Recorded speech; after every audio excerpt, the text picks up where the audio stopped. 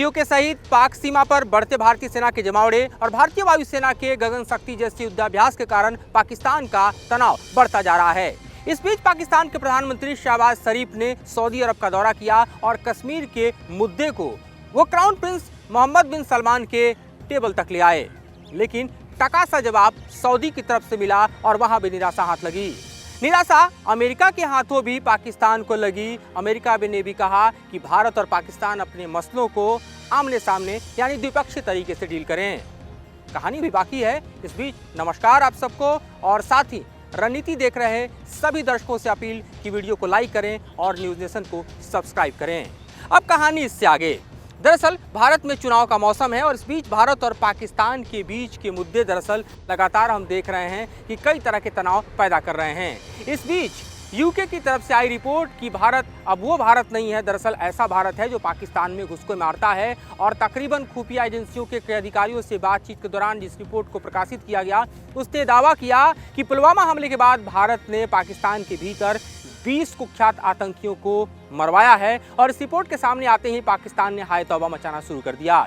इस बीच हम देखते हैं कि पीओके का मुद्दा भी एक बार फिर से गर्माता नजर आ रहा है और साथ ही दरअसल अमेरिका और पाकिस्तान के बीच के संबंधों की बानगी देखिए तो अमेरिकी राष्ट्रपति एक लंबे गैप के बाद, क्योंकि आप देखिए ट्रंप काल से लेकर और बाइडेन के काल तक, तो इस बीच एक लंबे गैप के बाद आप देखें तो पाकिस्तान में ये दरअसल आप इमरान खान के बाद देखिए तो शहबाज शरीफ आते हैं और शहबाज शरीफ फिर रिएलेक्ट होकर जब सरकार बनाते हैं तब जाके अमेरिकी राष्ट्रपति की तरफ से एक खत आता है और अमेरिका पाकिस्तान संबंधों में सुधार की गुंजाइश देखती है। लेकिन जैसे ही सवाल अमेरिका के सामने कश्मीर को लेकर खड़ा होता है, भारत और पाकिस्तान को लेकर खड़ा होता है, सीधे तौर पर अगर देखें तो स्टेट डिपार्टमेंट के प्रवक्ता मैथ्यू मिलर ने साफ शब्दों में कह दिया कि ये भारत और पाकिस्तान के बीच का द्विपक्षीय मसला है, दोनों बातचीत करें, शांति बरते, संयम बरते, इसमें कोई हस्तक्षेप अमेरिका की तरफ से नहीं होगा। इसी तरह की बेइज्जती जो है हम देखें दरअसल तो पाकिस्तान के प्रधानमंत्री शहबाज शरीफ को खुद सऊदी में उठानी पड़ी है, जहां वो दरअसल कश्मीर मुद्दे पर चाहते थे कि कुछ मदद सऊदी से मिले।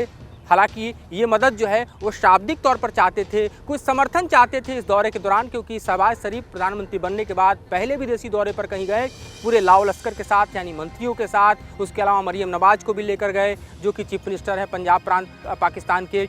और इस भारी भरकम लाओ लश्कर का नेतृत्व करते हुए शहबाज शरीफ को ऐसा लगा कि सऊदी जो कि उनका ऑल वेदर फ्रेंड रहा है वो सिर्फ उनके कटोरे में न सिर्फ पैसा देगा बल्कि कश्मीर मुद्दे पर कुछ ऐसी बातें भी रखेगा जिससे पाकिस्तान का मोराल बढ़ेगा। और जानते हैं हम कि सऊदी और भारत के संबंध बेहतर हुए हैं, लिहाजा अगर सऊदी कुछ कहता है तो भारत पर उसका इम्पैक्ट पड़ेगा।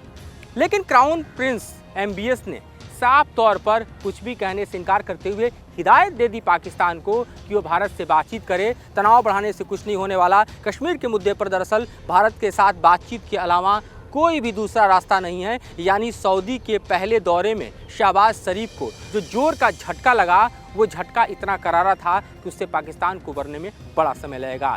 लेकिन एक दिन के भीतर दो झटके, एक तरफ अमेरिका से दूसरी तरफ सऊदी से, और इन दो झटकों को खाकर उबरने की कोशिश ही कर रहे थे शहबाज शरीफ। इस बीच बलूचिस्तान में 2 बड़े धमाके हो गए और इन धमाकों में बताया जा रहा है कि लगभग आधा दर्जन लोग मारे गए, लगभग 2 दर्जन लोग जो है घायल हुए। और एक बार फिर से पाकिस्तान जो है आंतरिक तौर पर देखें तो लगातार जो है जिस तरह से आतंक का शिकार हो रहा है उसकी एक और घटना ने उसे दहला दिया। एक तरफ TTP, दूसरी तरफ हम देखें तो बलूच विद्रोही, दोनों के हमले लगातार हम देख रहे हैं कि किस तरह से पाकिस्तान को दहला रहे हैं, पाकिस्तान को हिला रहे हैं। इस बीच पाकिस्तान की लगातार चिंता यूं बढ़ रही है कि पीओके की तरफ अगर भारतीय सेना ने रुख किया तो हश्र क्या होगा, क्योंकि हम जानते हैं कि भारत के लिए पीओके आज की तारीख में सबसे बड़ा मुद्दा है। हम ये भी जानते हैं कि भारत के रक्षा मंत्री हो या प्रधानमंत्री हो या गृह मंत्री हो बार बार ये कह चुके हैं कि पीओके भारत का अभिन्न हिस्सा है। हम जानते हैं कि जो डिलिमिटेशन हुआ है उस डिलिमिटेशन के दौरान भी पीओके की सीट्स को डिफाइन किया गया है, उनको चुनाव के लिए छोड़ा गया है। तो ये एक बड़ा मुद्दा 370 के बाद बनता जा रहा है। 370 के दौरान भी आपको याद होगा कि सऊदी के पास जब पाकिस्तान इस मुद्दे को लेकर गया था तो वहां भी उसे करारी शिकस्त मिली थी। सऊदी ने 370 के मुद्दे पर भी बात करने से और खास तौर पर पाकिस्तान को किसी भी समर्थन देने से इनकार कर दिया था।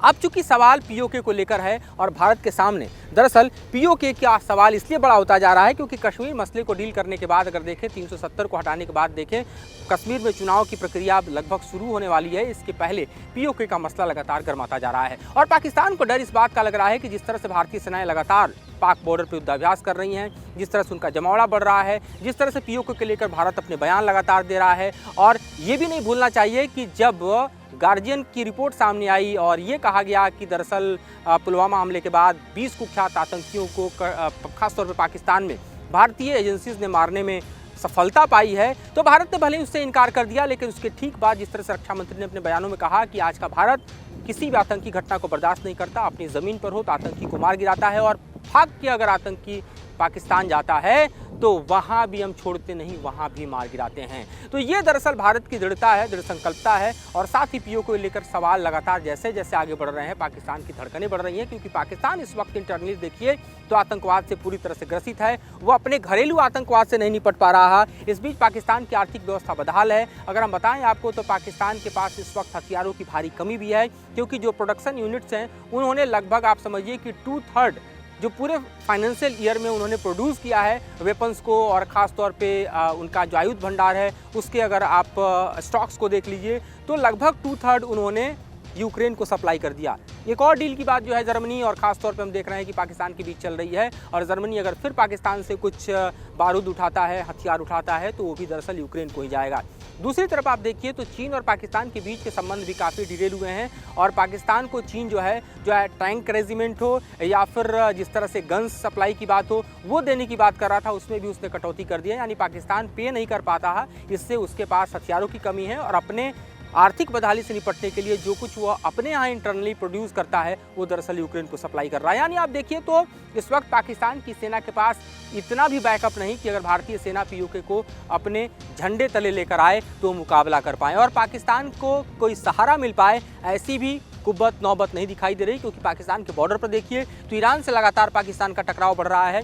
हम जानते हैं कि जिस तरह के आतंकी संगठन खासतौर पे पाकिस्तान स्थित बलूचिस्तान में हैं, वो ईरान स्थित बलूचिस्तान को टारगेट करते हैं, और अभी हुए हाल के हमले में फिर से एक बार ईरान और पाकिस्तान के बीच तनाव बढ़ा हुआ है।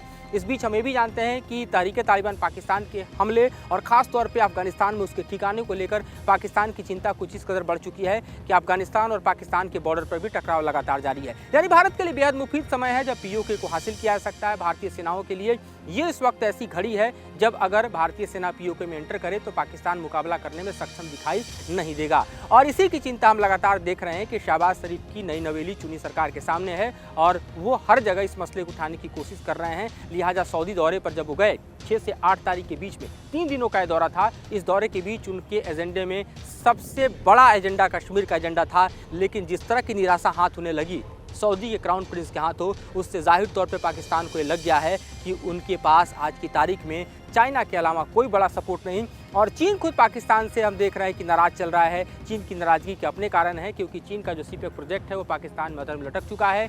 चीन के जो इंजीनियर हैं जिनकी सुसाइड बॉम्बिंग में हत्या हुई है, उसको लेकर पाकिस्तान और चीन के संबंध जो हैं वो लगातार डिटेल हो रहे हैं। तो चीन भी दरअसल पाकिस्तान की मदद कर पाए ऐसी स्थिति दिखाई नहीं दे रही। लिहाजा ये वक्त जो है कुछ ऐसा है जहाँ पाकिस्तान को इस वक्त जो है घुटने पर बैठने के अलावा कोई विकल्प नहीं है।